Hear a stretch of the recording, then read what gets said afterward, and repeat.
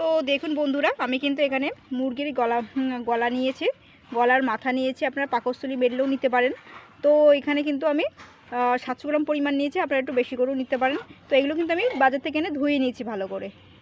তো দেখুন আমি কিন্তু কড়াই বসিয়ে দিয়েছি। এবার কড়াইতে কিন্তু আমি বেশ খানিকটা কিন্তু তেল দিয়ে দিচ্ছি।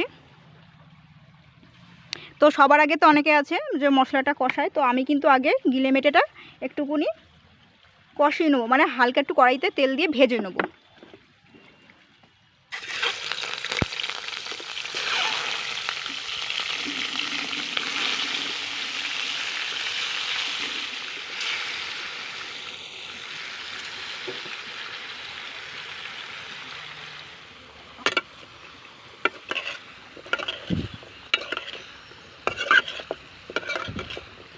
জলটা এতে কিন্তু টেনে যাবে, একটুখানি আগে হালকা করে ফ্রাই করে নেব।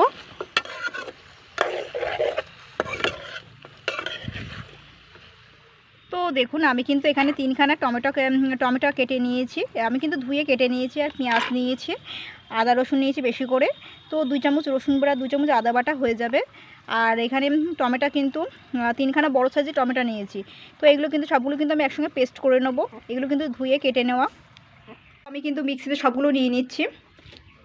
আর এখানে কিন্তু আমি শুকনো লঙ্কা নিয়েছি, তো 5খানা শুকনো লঙ্কা নিয়েছি। তো শুকনো লঙ্কাগুলো দিয়ে দিচ্ছি। আপনারা গুঁড়ো লঙ্কা ব্যবহার করতে পারেন, লঙ্কার গুঁড়ো আর কি ব্যবহার করতে পারেন। তো সবার প্রথমে এইগুলো আগে টমেটোটাকে পেস্ট করে নিই। এটা পেস্ট করা হয়ে গেল। শুকনো লঙ্কা আর টমেটোটা কিন্তু পেস্ট করে নিয়েছি মোটামুটি। তো এবার আমি পেঁয়াজটাও পেস্ট করে নেব।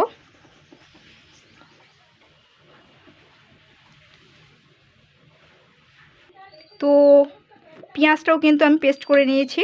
এতে যা আছে নিয়ে নেব। এই দেখুন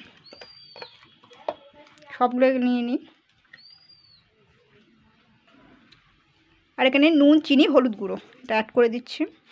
তো আমি কিন্তু এগুলোকে কিন্তু আগে ভালো করে ভেজে নিয়েছি। জলটাও কিন্তু সুন্দর শুষে নিয়েছে। এবার আমি এই পেঁয়াজ বাটা, টমেটো বাটা, নুন, চিনি আর হলুদ গুঁড়োটা আমি দিয়ে দিয়েছি। তো এবার আমি এগুলোকে আগে ভালো করে কিন্তু কষিয়ে নেব। তো এবার কিন্তু আমি আদা রসুন আর এখানে কিন্তু আমি 1 চামচ জিরে নিয়েছিলাম, তো সেগুলো কিন্তু আমি বেটে নিয়েছি, মানে পেস্ট করে নিয়েছি। এগুলো দিয়ে এবার আমি ভালো করে, যেমন জল বেরিয়েছে দেখুন কীরকম, টমেটো পেঁয়াজটা দিয়ে কীরকম জল বেরিয়েছে। ভালো করে কিন্তু কষাতে হবে কিন্তু। তো বন্ধুরা আমি কিন্তু এটা ঢেকে ঢেকেই আমি কষিয়েছিলাম। তো জলটা কিন্তু অনেকটাই টেনে গেছে। তো এবার একটুখানি হালকা করে নেড়ে চেড়ে দেবো। আমি কিন্তু ঢেকে ঢেকেই কিন্তু কষিয়েছিলাম এটাকে। এটা কিন্তু সিদ্ধও হয়ে গেছে। একটু জল দিতে হবে এবারে। তো আমি এবারে কিন্তু একটু গরম মশলা দিয়ে দিচ্ছি। গরম মশলাটা দিয়ে আমি কিন্তু একটুখানি ভালো করে কষিয়ে নেব 2-3 মিনিট। এবার জল দেবো, অল্প একটু জল দিয়ে কষাবো। এটা একটু কোনো গায়ে মাখো মাখো থাকবে, তবে কিন্তু ভালো লাগবে খেতে। কিন্তু কাঠের জালে রান্না করলে কিন্তু হেভি সুন্দর লাগে খেতে।